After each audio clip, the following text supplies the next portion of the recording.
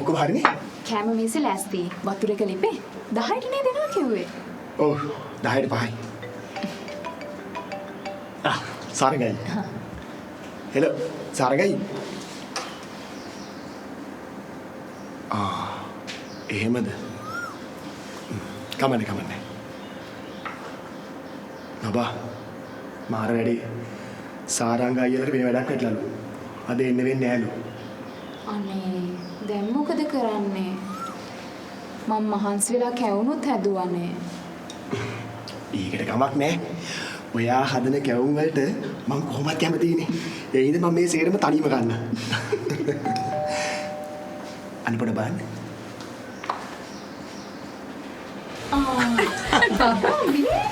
සුබාලුත් අවුරුද්දක් වේවා. එසේම වේවා. අපි පොඩි වීලුවක් කළේ තරහ නෑනේ.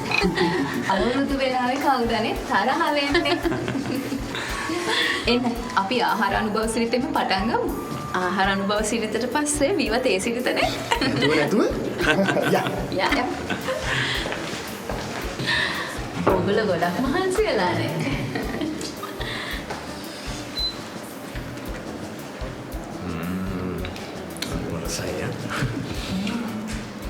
මේ එතකොට මේ කැවිලි જાතිය මොනවද මේක කොණ්ඩ කැවුම්ද නැත්නම් අතිරසද?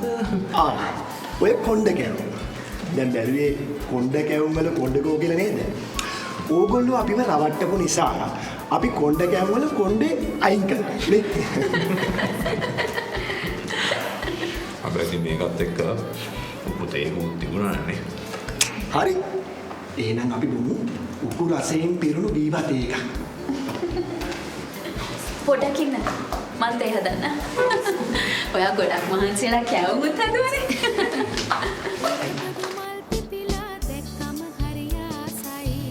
යලි අවුරුදු වෙමිදින් රටටම සිරියාවයි. එරබදු මල් පිපිලා දැක්කම හරි ආසයි. යලි අවුරුදු වෙමිදින් රටටම සිරියාවයි. Thank you. මේ පාර අපේ ගෙදරට එන හැමෝටම අපි සංග්‍රහ කරන්නේ වීවා එක තේ සිරිතෙන්. මේ පාර ගොඩක් අය වීවත් එක්ක තේ සිරිත කරනවා ෂුවර්. ඒ කියන්නේ හැම ගෙදරම රස කතා වලින් පිරෙයි. මේ අපි දෙන්න කට්ටිය වීවා තේ සිරිත කරනවා බලන්න යන්නද? හා යමු.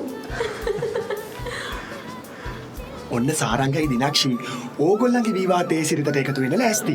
ඉතින් ඔයාලා වීවා එක්ක තේ සිරිත සමරන හැටි ෆොටෝ එකකින් හරි වීඩියෝ එකකින් හරි කමෙන්ට් කරලා අපිත් එක්ක ෂෙයා කරන්න. ඔයාලගේ තේ සිරිතට එකතු වෙන්න අපි සර්ප්‍රයිස් නෑගම් වෙනවා ඔයාලගේ ගෙදරට.